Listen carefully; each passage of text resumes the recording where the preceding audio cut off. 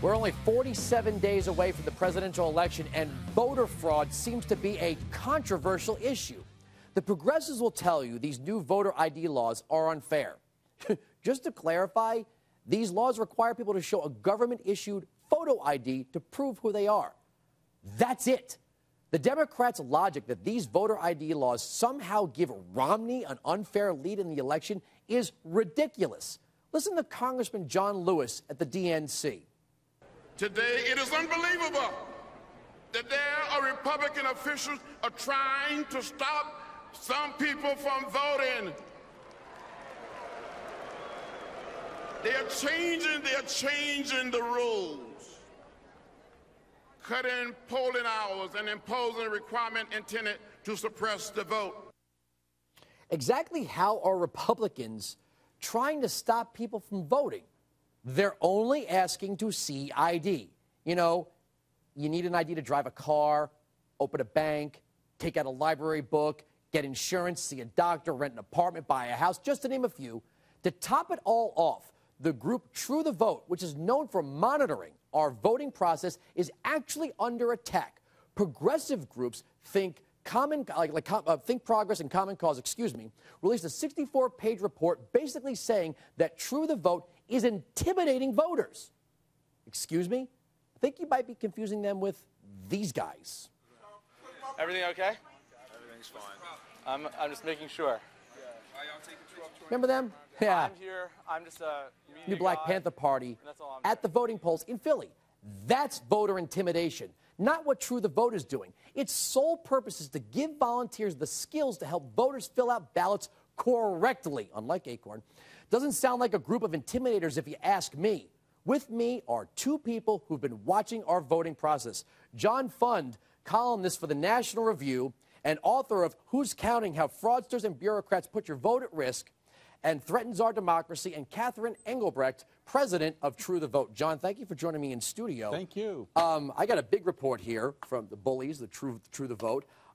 We've been talking so much lately, you and I, about voter fraud. I want to ask a basic question about the size of voter fraud needed to affect the election. Progressives keep telling us that there's no empirical evidence that there's a problem with our ballot system. What they're really saying is they can't find some huge glaring thing. But tell me, how many districts in how many states do you actually have to affect to mess with this election? Well, let's take the 2000 presidential election. It was decided by 537 votes in just one state, Florida. Let's take the Al Franken Senate election in Minnesota in 2008, 312 votes. And Al Franken, having gone to the Senate, cast the critical vote that passed Obamacare. It wouldn't have passed in its current form if he had not been seated. And you know what? Al Franken brought us Obamacare, and it was partly because 1,100 felons were found to have voted illegally in that election that probably made the difference. So this silly thing about Acorn and the starting lineup of the Cowboys isn't the problem. It's the actual voter fraud at the ballot box. Let me bring in our resident voter intimidator person. Let me ask you a serious question here. When you look at these voter ID laws, I know in Georgia they actually offered free of charge IDs.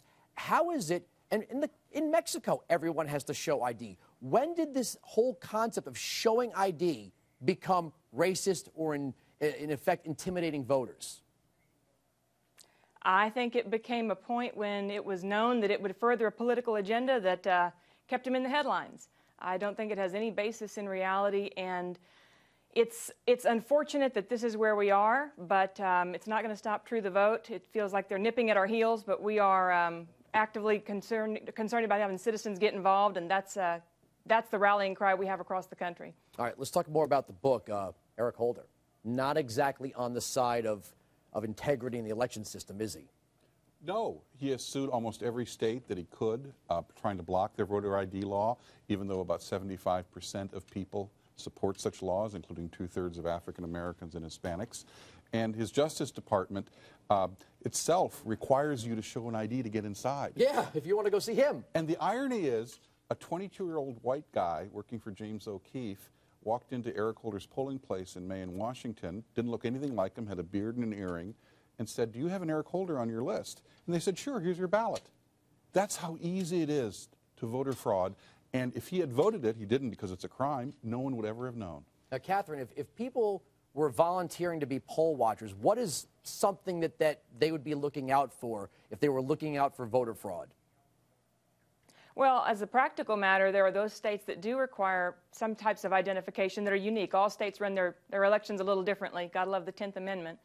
But what we provide for in our training is those nuances. And so you have poll watchers who are observing the process, making sure that if you're supposed to present certain types of identification, that's what's being presented.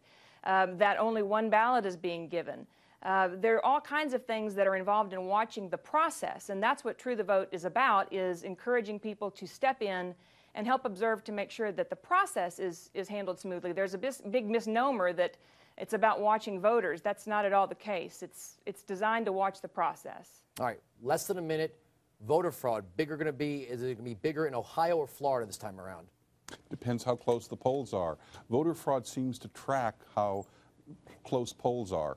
You get a very close election, you get a lot of interest in people showing up who don't look familiar to people, who may be from out of state and are bussed in for the day. Ohio is a key battleground, so will Florida be.